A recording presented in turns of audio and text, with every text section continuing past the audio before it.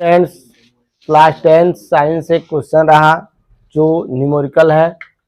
देखिए, एक तार की लंबाई 1 मीटर और व्यास की 0.2 mm या मिमी, ठीक है ना, तथा प्रतिरोध 10 ओम है। ओम को ऐसे ही सिंबल होता है, या तो ओम आप ऐसे लिखो या ऐसे करके उसका सिंबल ही। चल देखिए, है तार के पदार्थ की विशिष्ट प्रतिरोधकता हमको ज्ञात करना है। तो कभी भी क्वेश्चन पढ़ने के बाद हम क्या करते देखें किसकी किसकी वैल्यू दिया है। और एक और बात, यह जो क्वेश्चन है फिजिक्स की, जो भी क्वेश्चन कहीं पढ़िए न्यूमेरिकल, देखिए उस किस चैप्टर से रिलेटेड है, उस चैप्टर से दिमाग में अवधारणाएं बनाइए। क्या इस चैप्टर में ऐसे ऐसे फार्मूले आते हैं, ऐसे ऐसे पढ़े जाते थे। जब तक आप अपने दिमाग को कंस्ट्रक्ट नहीं करेंगे तब तक आपके क्वेश्चन सही नहीं हो सकते हैं। क्योंकि मालूम होगा कि हाँ यह किस चैप्टर का है, इलेक्ट्रिसिटी चैप्टर का है, विद्युत का है। और उसमें क्या होगा आपको मालूम होगा, उसमें क्या होता है, एक प्रतिरोध आते हैं, एक समांतर क्रम में, एक श्रेणी क्रम में आते हैं, एक प्रतिरोधकता आता है, एक ओम का नियम आता है। बस इतना ही इसमें कंडीशन चलता रहता है। तो ओम का नियम के लिए V = I × R आपको मालूम है। तो श्रेणी क्रम में प्रतिरोध R = R1 + R2 मालूम अभी है। 1/R = 1/R1 + R2 + 1/R3 करके डॉट डॉट आता है। यह देखो ना ओम के नियम पे है। क्यों नहीं है? क्योंकि बहने वाली धारा का जिक्र नहीं किया गया, वोल्टेज का जिक्र नहीं किया गया। ओम के नियम पे यह नहीं है, मतलब उसका सूत्र लागू नहीं होगा। फिर से श्रेणी क्रम समांतर क्रम नहीं लिखा है, इसका उसका सूत्र लागू नहीं होगा।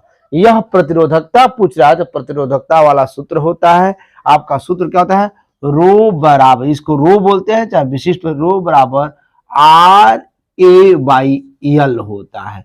RA/L। पहले हमको सूत्र नहीं लिखना चाहिए स्टूडेंट्स, लेकिन हम बता दे रहे हैं इसी सूत्र का प्रयोग होगा।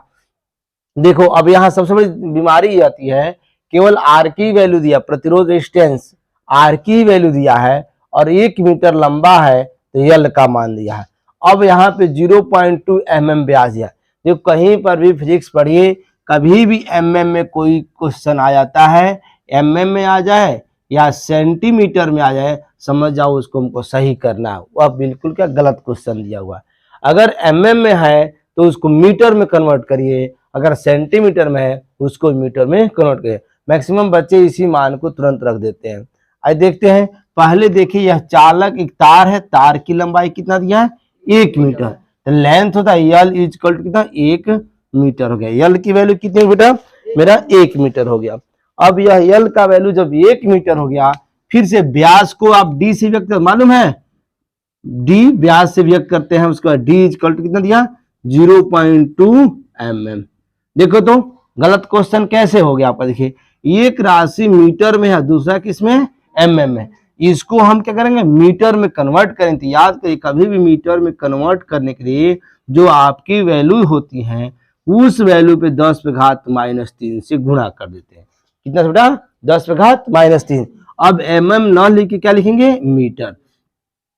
याद क्या करना, जब भी mm में दिया हो तो उसको मीटर में कन्वर्ट के किससे गुणा करते हैं, 10⁻³ किससे गुणा करेंगे, 10⁻³ से।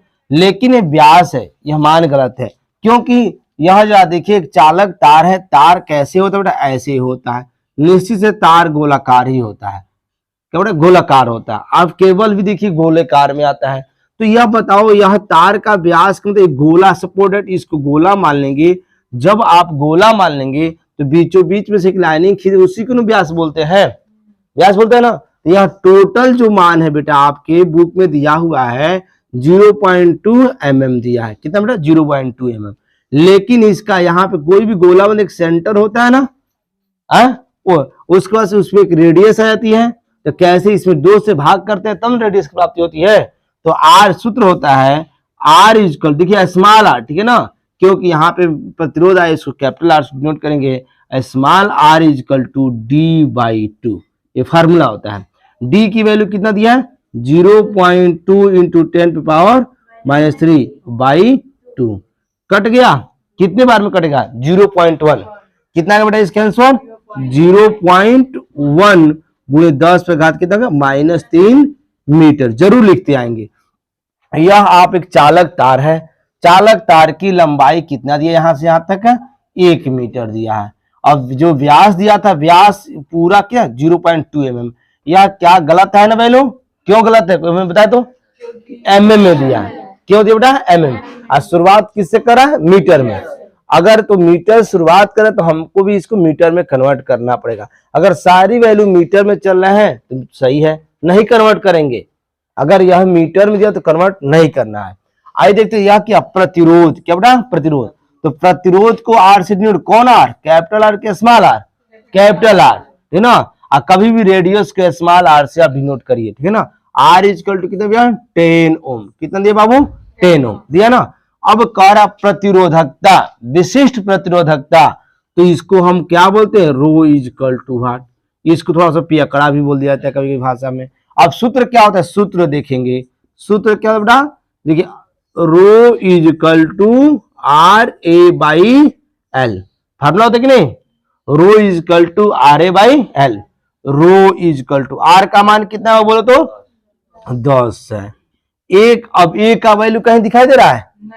अब यह गोलाकार होता है ना, गोले का क्षेत्रफल पाई आर स्क्वायर होता है। याद करो, गोले का क्षेत्रफल क्या बेटा? Pi square. जब भी चालक तार दे देगा तो समझ जाओ ए के जगह पे हम पाई आर स्क्वायर लिखेंगे। यदि बच्चा यहीं पे R into pi R square लिखता तब भी बिल्कुल सही है। जिसे टीचर समझ जाए ए की वैल्यू क्या होती है? पाई आर स्क्वायर। क्यों हमारे क्वेश्चन में ए का वैल्यू दिया है? नहीं दिया है। यह त्रिज्या व्यास ही से दिया है कि लड़का इसका त्रिज्या निकाले, और जैसे त्रिज्या निकालेगा तो क्या करे? ए की वैल्यू होती है बेटा? Pi R square. यहाँ ब्रैकेट में A equal to pi R square, जैसे आपको मालूम बाई। अब यल का मान कितना बेटा बोलो तो? 1 मीटर। 1 मीटर लिख दें, इससे कोई दिक्कत नहीं। कभी भी नीचे 1 लिखा जाता है? नहीं लिखा जाता ना। अब आपका रिजल्ट कितना आने वाला होगा बताइए? तो इसके बाद रिजल्ट कितना आएगा? रो इक्वल टू कितना मिलेगा बेटी? रो इक्वल टू 10 मिलेगा। पाई की वैल्यू 3.14 होता है कि नहीं? यह जो पाई होता है ना, तो पाई को 22/7 लिखते हैं। कितना बेटा? 22/7। इसमें हम भाग करते हैं 22 में तो 3.14 आएगा, वही भाग लिख दिया। तो याद करो, कभी भी पाई आएगा तो पाई की वैल्यू कितना? 22/7 भरे, और नहीं तो 3.14 भरे।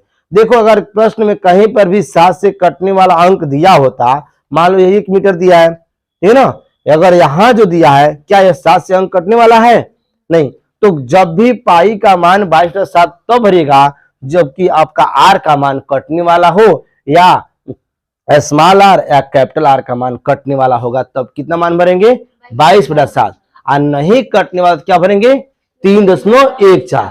मतलब नहीं कटने वाला दशमलव में भरेंगे और कटने वाला बटे में।